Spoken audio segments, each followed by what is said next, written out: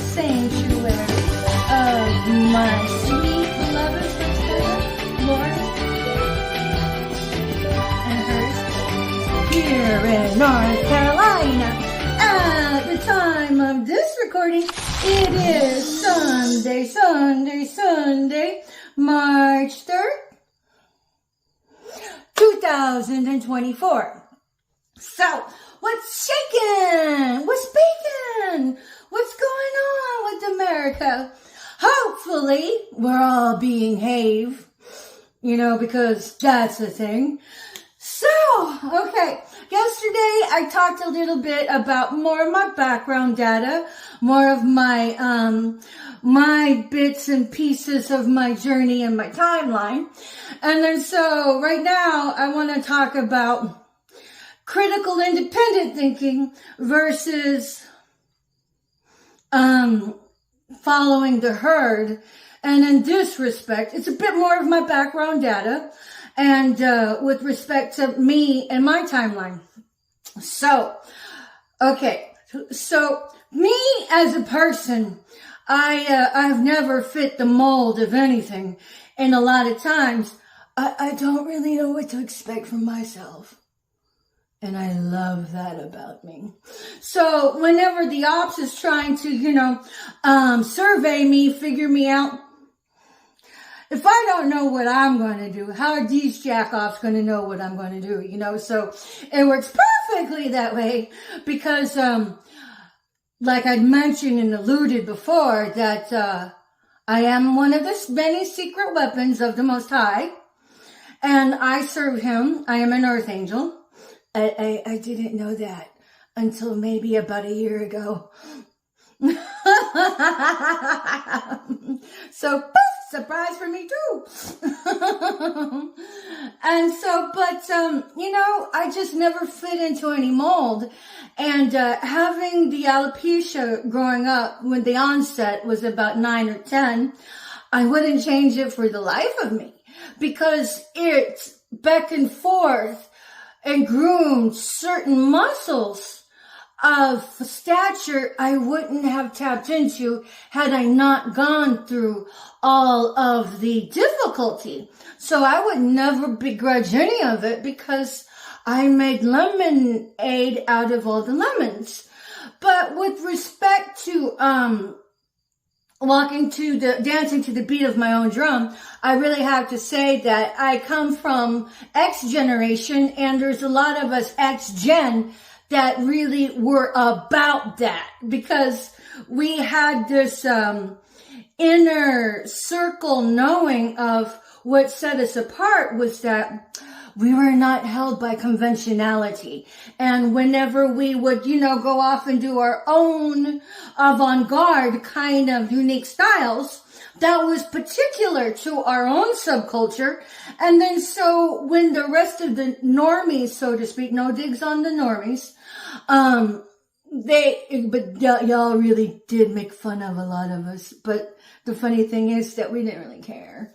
We took it as a certain pride that we had the chutzpah to do it, So it's kind of like, while the general populace may lack the virtue of what our own subculture styles had represented to us and to the others that belong to that, we didn't give two fucks if y'all were just all like, oh my God, look over there. And we were like, yeah, look over here, honey.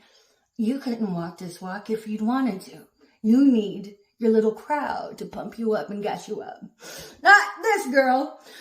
So I come from a generation and of a subculture to where we were often given to doing our own thing, and walking against the grain. So that was completely a sense of normalcy within the context of our subculture. So I'm really proud to have come from X generation and of, punk rock and the such.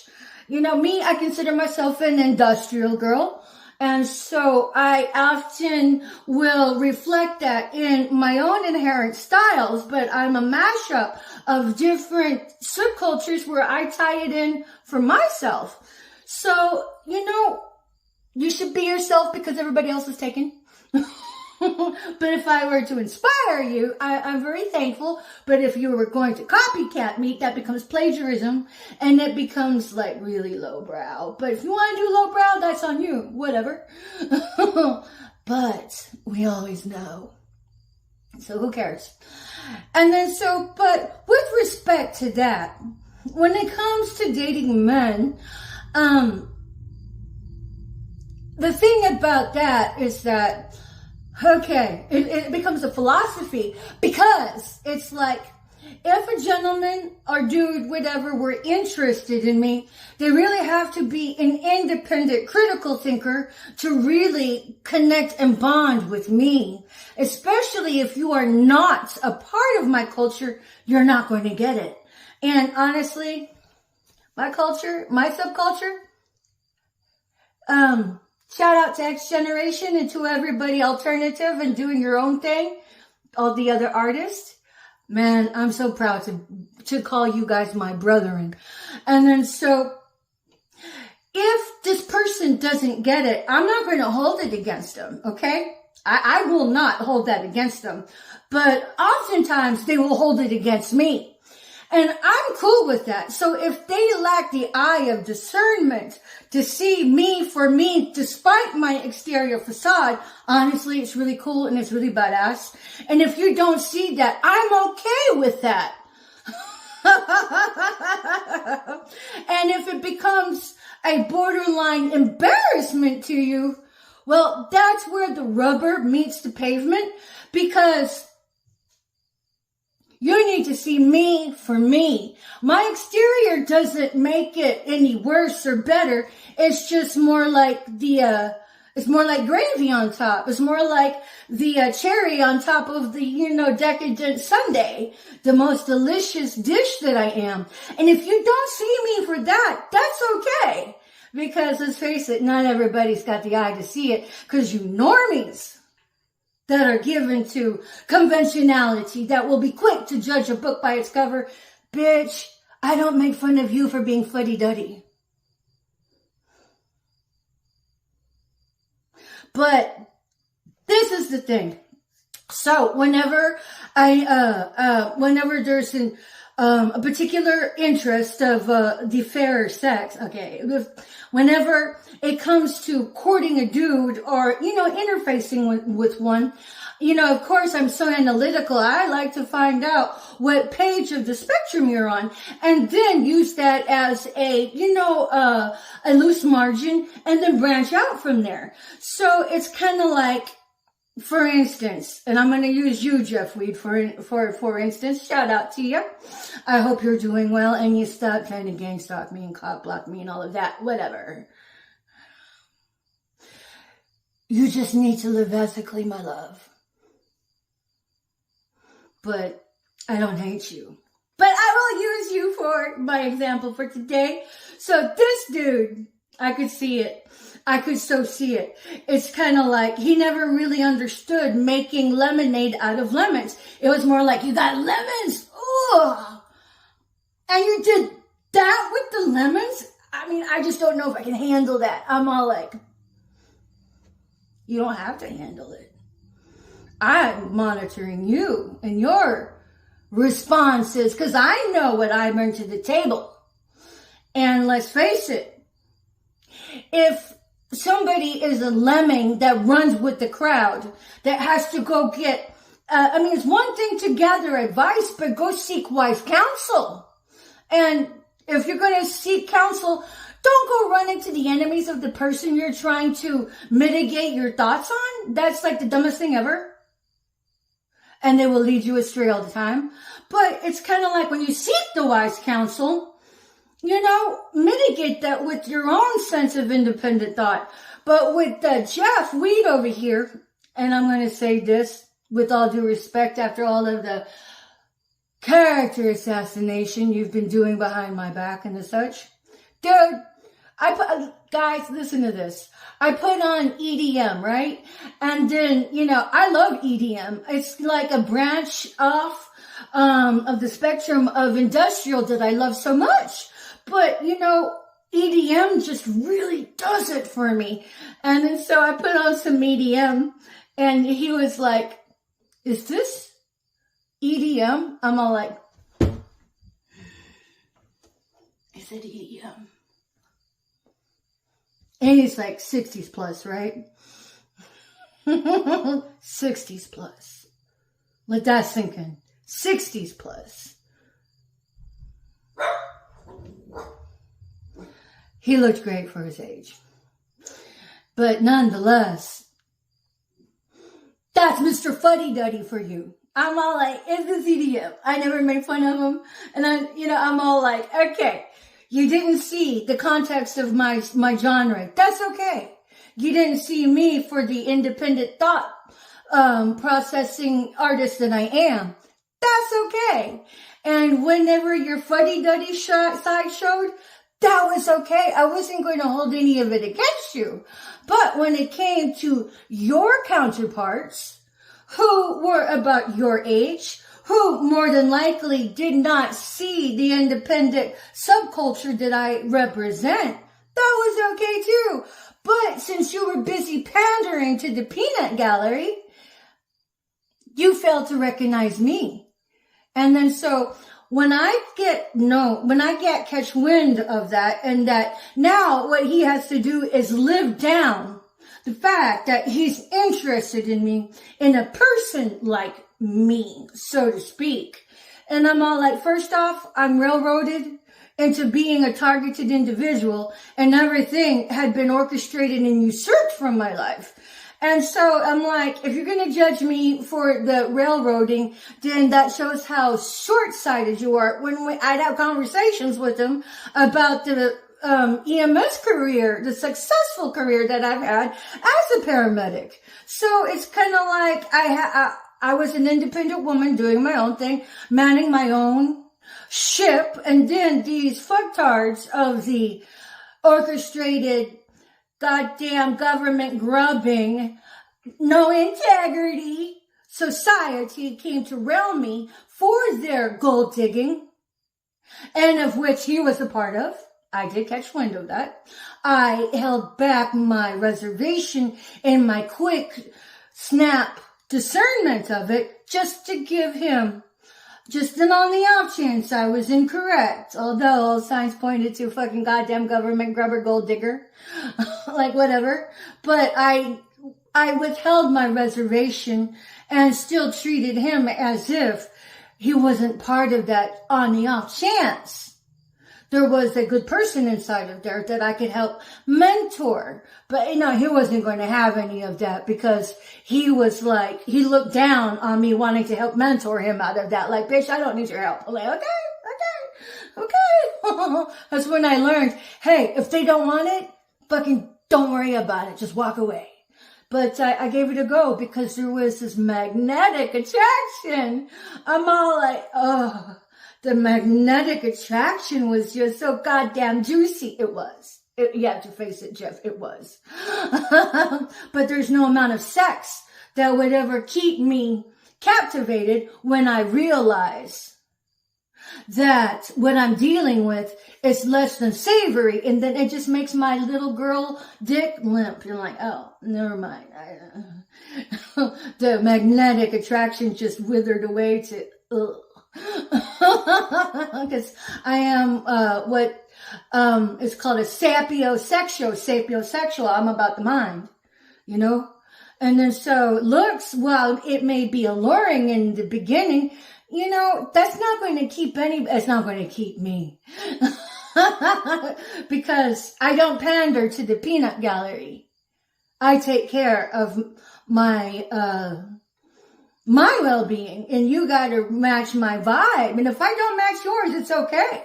I just detach and move elsewhere, but I'm not going to try to defame you. I'm not going to try to slander you. I just forget about you altogether and move on with my goddamn life already. So when it came to Jeff, it was like when I began to see that he was a lemming, I'm all like, okay, first off, lemmings, you all are a liability. Because without your critical sense of independent thinking and discernment, you're forever going to be at the mercy of society, which is motherfucking fickle.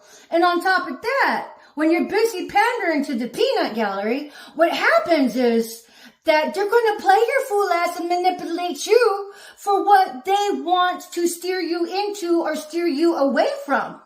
They want to control you. So that's what the fucking government grubbing gold digging motherfucker lemmings are in, don't even realize they're being tooled, is that, dude, all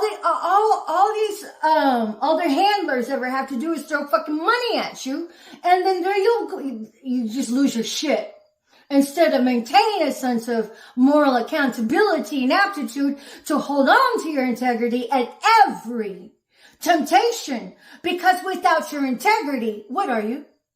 You're not even good to yourself because you don't even realize the soul. I mean, some of you just don't fucking care. Then my hat is off to you. At least you are sentient and self-aware. So when I realized that Jeff was a lemming and that his sense of worth came from the peanut gallery, I knew right there that me as a person, he would not see me. He was so hooked on to the extrinsic aspects of me, which fall short of my totality. Because if you were going to judge me, don't judge me for the fucking hovel that the goddamn government grubbing had, railroaded me into so they could cause me to commit suicide and strip everything from my life, including influencing my children to turn against me. My children had to learn for themselves who their mother is and is not. So I welcome them to make every haphazard choice they wanted to. Because at the end of the day, if I were just going to be shoved in your face, you were there when I raised you. You were there when I made all the concessions for you guys. If they couldn't see that, then they just had to evolve and heal and get to where they could see me. But if I were just going to just shove it down their face, how were they ever really going to be taught a sense of independence? So I had to release them to the wolves being the Regali family. In my particular context of my timeline and era, all of this mother business that you see in the other readers, where I resonate with, it's my mother-in-law who's hassling me. She's like, she's trying to gatekeep my pussy. Bitch, you have too many other things to be invested in rather than concern yourself who's staring at my pussy and who may be interested in banging my pussy. Gross, Barbara. Do you do that to your own children? Ew. Disgusting. But she's the wicked monster-in-law in my timeline. And then but when it came to Jeff, I knew that he would never be able to see me for me because he was hung up on the extrinsic value of me. Never mind the railroading. He judged me for it all. The dude didn't have any sense of discernment for himself. So lemmings, you're fine doing your own lemming thing as long as you stay in your own goddamn lemming lane. But I would encourage you to groom your own discernment and then learn a sense of critical independent thinking to rise above the status quo. Because if you're busy doing as the lemmings does, you will never find your own sense of value and your own sense of worth, because all of those things are attached to ideology that lemmings have not yet grown or evolved into recognizing. So more peace to you for everybody learning to grow and evolve. But so whenever I discovered that a gentleman of interest, would not be able to weather the storms of the goddamn peanut gallery, I know it's a battle lost before it's even sprung out of the gate. So, but that's what happened with my divine counterparts. Jeff, Dick Tracy number 1, Dick Tracy number 2, Dick Tracy number 3. All 4 possible divine counterparts who played themselves out of me. They were all goddamn government grubbing gang stalkers who were trying to actually collaborate to fucking murder me. Whatever. But more so, they were so lost in the sauce with judging a book by its cover. They were too busy worried about what the fucking peanut gallery would think of courting me. So much so, it embarrassed them to the point that none of them even approached me to have a goddamn conversation with me. So, that is why lemmings are a liability. And when it comes to a sense of discernment, if there's a gentleman, and I'm talking about women too, who would pose to be somebody of my own inner circle, you need to have a sense of critical independent thinking to work up above the status quo. Because if you're so caught in the sauce with trying to work over somebody rather than rise above it to actually make a meaningful soul connection to where you can heal and get out of the goddamn Babylon of pig rutting,